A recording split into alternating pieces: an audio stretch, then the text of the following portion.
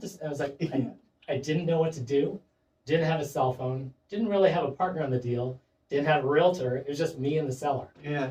So I didn't know what to do, but go to settlement.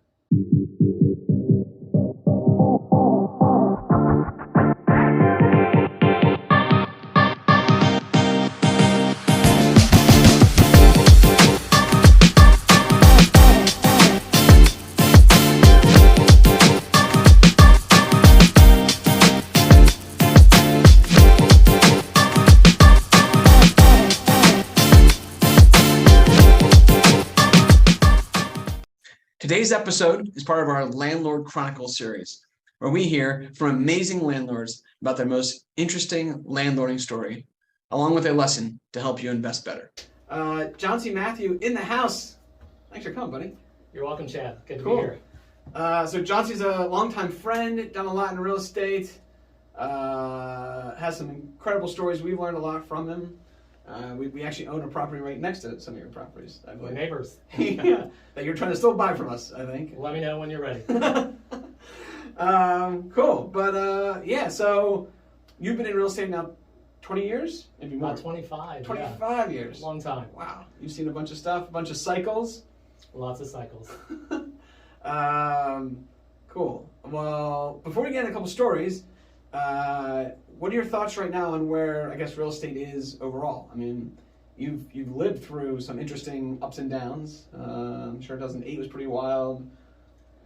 Does it feel like 2008 all over again, or? You know what? I feel like no matter whether it was 2008, now people still need a place to live. I feel like the market is better. I don't think it's going anywhere. I'm not a forecaster, but yeah, rents are good. Places are occupied. I feel like we're in a good place. So I don't want to leave the market anytime soon. Like to do more. Yeah. So. Cool. It doesn't feel like the world's ending anytime soon. I don't think so. Where's it going? At least not in Pennsylvania. Maybe in New York or San Francisco. Sure. I think we're insulated. Yeah. So cool. So you have a couple stories. Started reading Carlton Sheets. He had a cassette tape series on buying properties with no money down. Like, I got to do this. I got to, figure out a better way to buy properties.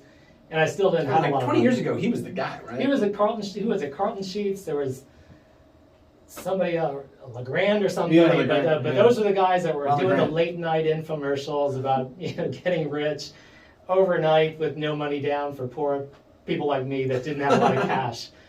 So there was some appeal to that, and I'm like, I think I can do this. So I'm out there my realtor's sending me stuff all the time, just other properties for sale, 5 units, 4 units, whatever. And so I come across a 5 unit, and I look at it, it's a little bit interesting. I don't do anything with it. Eventually it's an expired listing. And I come back to it, and I thought, you know what? Oh, I should say it was a fire damaged property. So there was a little bit of like badly damaged. Badly damaged. Like there was 2 units where there was nothing, studs, windows, and a roof, but nothing inside. It was totally gutted. Mm-hmm. So it was kind of a renovation project. And I thought, you know what? I've got guys that I think can do that work. Let me see if I can do something with this. And it was expired, so I called the seller directly. I said, hey, can I get into your properties that's still for sale? I was like, yeah, I'll take you through it. So we looked at it. 3 units were in great shape. There was parking for the building. The 3rd floor was gutted. It was a pretty simple, I shouldn't say simple renovation, but it was clear. I needed drywall, electric, new kitchens, bathrooms. And he had a coin-operated laundry in the basement. So there's there's another stream of income. We talk about multiple streams of income. There's this laundry income in the basement. It's like, yeah, it's easy money. Just going to work. Yeah. So I'm like, yeah, I can do this. So I put an offer together. There were 2 of us, I guess, bidding on the property. The other guy was, I guess, a longtime investor, and he had an all-cash offer, apparently. And I actually knew that guy. And my offer, I thought, you know what, let me ask the seller if he will hold back $20,000, and I would just pay him 8% or something. I think that was the going rate. And that would give me a little bit of money to work on the fix-up, and I could borrow some money later to do the renovations, but it would be a good way for him to, I don't know, why do people hold seller financing? Why do they do that? I don't know, for tax reasons? I don't know, but for whatever reason, he accepted it. He said, I like the seller finance. I think sometimes people don't need all that money. I think that was it. Right? So, if I can basically get a guaranteed 6-7% on the money, yeah, then okay. He was happy with that. Yeah. So we come to settlement, or we're doing the walkthrough just before settlement. He pulls up in this brand new Camaro. I was like, oh my gosh, he's already spent, he probably got insurance money. He probably bought this Camaro. That's fine, that's cool. So we would do a walk through the building. Nothing has changed. And I was like, oh, let's go to the basement and check the basement. Let's take a look there. Yeah. Here I find out the laundry machines are gone. I was like, What did he had? He had like what, 4 machines down there? No. Couple washers, couple dryers? no, it was just 2 machines. Okay. So it was only 2 machines. And I was like, Denny, what happened to the coin-operated laundry that was in the MLS? We saw it when we did the walkthrough. And he's like, oh, he didn't say anything about that. I was like, what did I have to say? I was like, I didn't know what to do. Didn't have a cell phone. Didn't really have a partner on the deal. Didn't have a realtor. It was just me and the seller. Yeah. So I didn't know what to do, but go to settlement. So I went to settlement, and I'm just stewing in the car. Because closing's the same day. You Closing just walk- it's an hour away. Yeah, yeah. And I've got bank financing. And I was getting, I didn't tell you, he was financing some of it, so I was actually getting cash back at closing. So it was a good deal, but it was just irritating. That he So would- you had asked him for, I think you said like what, 15 or 20K towards the Sorry, he rehab. had given me 20,000 towards the purchase Yeah. that he was holding back. And I was getting financing for, I don't know, 80%. Yeah. So I was getting a check at settlement for about $8,000. Which is amazing. Which to me was the biggest check I'd ever seen at that point in my life. Right. So I was excited about that, but still just annoyed. Yeah. I was like, you know what? I'm just going to let him keep the property. Let him deal with it. Right. Put it on the market again. See what- Right. It's like, no, just go through with it. I've come this far. Yeah. Just make it work. Yeah. So I did. And it was fine. So what, and this was like 20 years ago. It was in 2000, yeah, 2000 or 2001. Do you still own the property? I still own the property, and it is the best property I own. One of the best. Now, it's in a tougher area, but cash flow is great. I've got great tenants. The building is easy to manage. Yeah. Didn't really need that laundry. Didn't really need the hassle. You didn't replace it? I didn't replace it. Didn't want to. I thought, you know what? I don't want to collect coins out of Yeah. this. I'm not a big laundry guy in basements. No, that's just it. And it worked out fine. I think I remember like someone's paying for the water of that. Usually these are one water meter for the whole building. Yeah. So like I always think that like then the wash machine ends up breaking and Or people are busting it for coins. I don't know. yeah, those things have a lot more problems I think than Yeah. So I guess the point is with that is it was fine, and these small things they come up, but it's not worth sometimes. And what you bought that for? What'd you say like 60K? I think it was 70 with some. Yeah. 70. Yeah. So you got to check it close. You literally brought nothing to the table. I didn't. I got to check it closely. You financed the rehab. I went to a nonprofit and I said, hey, I've got a bunch of contractors. A lot of them are minority contractors. We're trying to rehab this property in a tougher, I want to say, middle to lower income part of the city. Will you help us with that? It was a C-class neighborhood. They said, sure, we'll do it. And so they gave me a loan, and they were able to fund the rehab. And then what'd you do? Did you eventually refi the whole building once it was all? Eventually, we refied the whole building, and I got my cash back. I eventually paid off the seller. I eventually closed with that seller. I was paying him over the course of 2 years. A year after, I approached him and I said, I've got I forget what the number was. Let's say I've got $15,000 worth on this loan. I said, would you take 14? He said, sure. So That's amazing. that was another Carlton Sheets trick that I had learned. I've never heard that before. And it's fine. He could have said no, and I would have just kept paying him. Yeah, and I owe you would've been 15. fine. Would you take 14? Sure, okay. It was I bought a discounted note, I guess. Yeah. I'm not sure if that's the right term. But And then, what do you think the house is worth now? A 5-unit, like 500K or something? he's only 500. It's got separate utilities, parking, 3-bedroom, 2 bedrooms. And you've got, yeah. hundreds of thousands of dollars in equity. A few hundred, I and mean, it's like that, a and, dream scenario. Sure. And again, and if I think back, boy, I was really irritated about that laundry. I'm glad I didn't walk away from it. But to your point, yeah, it was a cash cow, but more than that, I learned about working with contractors, learned Yeah. about Section 8, dealing with evictions because I dealt with that. Yeah. And it was just more than the money, it was just a good teacher. Yeah. Yeah, I think to me the lesson of that story is I see sometimes investors who are often more like type A people who are very detail oriented, and you and I can both be that way. Sure. I think a lot of people can. But I think sometimes you get stuck in the details so much that it's like, don't lose the forest for the trees, right? And, in this case, yeah, I mean, you had every right to walk away. I mean, you could have walked away. I could have, but... Yeah. But, is it really worth walking away from a deal that, look, if overall the deal's okay, a small detail isn't gonna change it. And what's more important is, like, the long-term win there was fantastic. You had to work through some stuff along the way, and, yeah. But I say sometimes people will want to, maybe get kind of almost overly emotional about things. I would absolutely, yeah. Being overly emotional, I found that is a key. If I'm I self-manage, and I still do, and now I work with a property manager.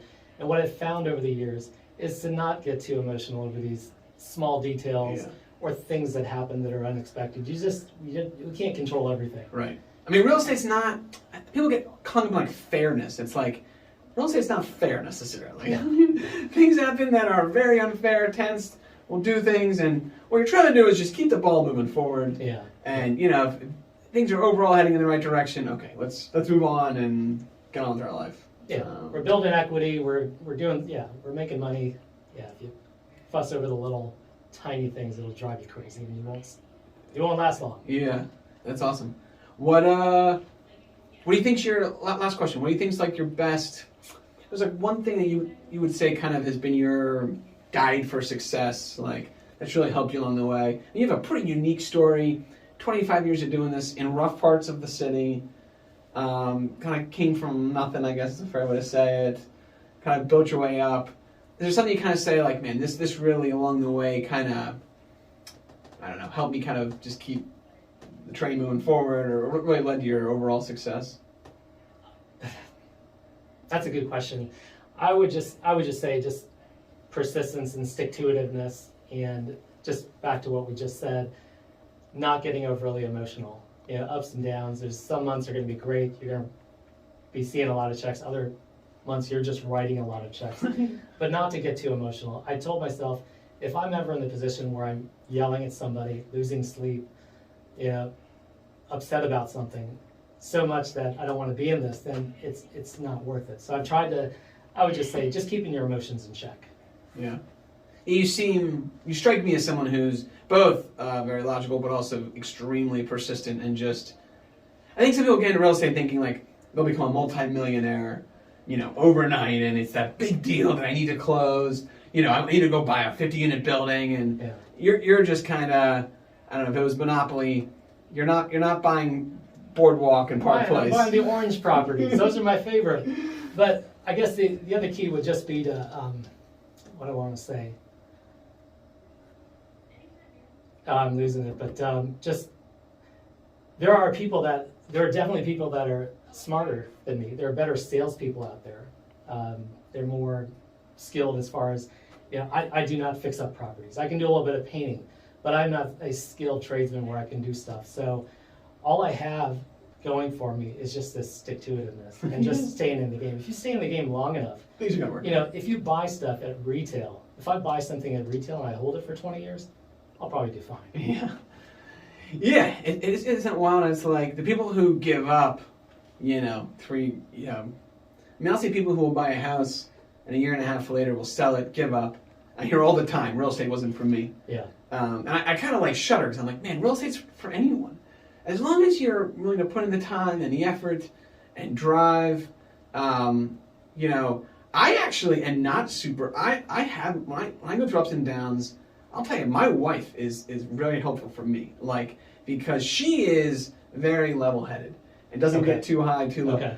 I actually can get a little emotional, and I find that when I come home, I'll be like, I don't know if I can keep doing this, and she'll just be like, just have dinner, Right. Just like, have a drink, have some dinner, and like, let's talk about this tomorrow.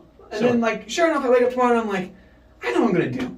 I'm gonna figure this out. I got this plan, and she'll be like, that sounds great. Right. I tend to be a little bit like that. I think for me, having business partners and life partners who are more stable has really helped. I think if you're someone who is that more stability, that's great. But I think sometimes you need a partner who counterbalances you. a little bit? Yeah, my wife would be this similar. I would say if I would ever get down or upset, she'd be like, "Well, do you want to sell it?" I'm like, "No, I don't want to sell it. I want to keep it." You know, she would say, "Hey, then keep it. Yeah. Just hold on to it and just Like having that person.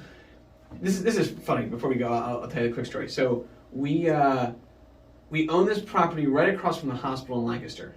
It's on New Street.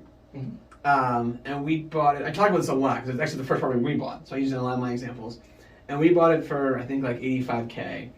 And the agent who helped us had no idea what she was doing. So you have two buyers, Nate and I, who have no clue. Literally had never bought a house before. An agent who has no clue. I mean, when I say no clue, she knew nothing about investing. The day we walked through the property, I say, "What do you think about this? You think it, like what it went for?" She looks around and she goes, "I feel good. You know why?" I said, "Why?" And she says, "The hospital." I mean, granted, like the hospital is towering. Anyone could tell the hospital is right there. She was actually, but it turned out to be a great property. But the funny part was, we needed some cash at one point, maybe 5-6 years ago. We actually put the property up for sale. We bought it for like 85. I think we put it on the market for like, I don't know, 130 or something. We were gonna pull some money out and put it, and it didn't sell for a while. We ended up finding another tenant to move in at a rent a couple hundred higher than we were expecting. So we were like, yeah, let's just hold on to it. And in the next like 4 years, it's now doubled in price again. And it's like, the old like better be lucky than be good, I guess. I mean, we wanted to get rid of that asset. Right. And thank God we didn't. Right. And it's just crazy how sometimes these things work out. It's like, you know, if you just stick to it and you try. Our plan from day one was buy and hold. That was we weren't trying to make money flipping stuff. I think if we just, as long as we stick to that plan, you know, we sold a couple properties here and there. But if you just stick to the plan that you originally signed up for, and you buy and you hold for a while, you handle the highs and lows. Like these things are going to increase in value. I mean, that house we put down $15K, I think, or something to buy it. The equity we've gotten in the last 10 years is incredible. The IRRs don't even make any sense. Chad, what I had told myself is I think I was having kids at the time. I thought if I just get a property for each kid I have, and in 20 years that property will be paid for itself, and I'll have an asset. And if it doesn't go up in value at all, they still have a $100,000 asset that they can use for college. There it is. Exactly. Now, they've obviously gone up. But yeah, without doing anything, if there was no appreciation, if you hold on to something for 20 years. If it generally cash flows $100 a month or something, or break even, you're going to pay down that loan. Yeah. Come back in 20 years, like, good things are normally going to happen. Usually. Something hanging there. So, Johncey, thanks for hanging with us. You're welcome. Thanks for having me. This is fun.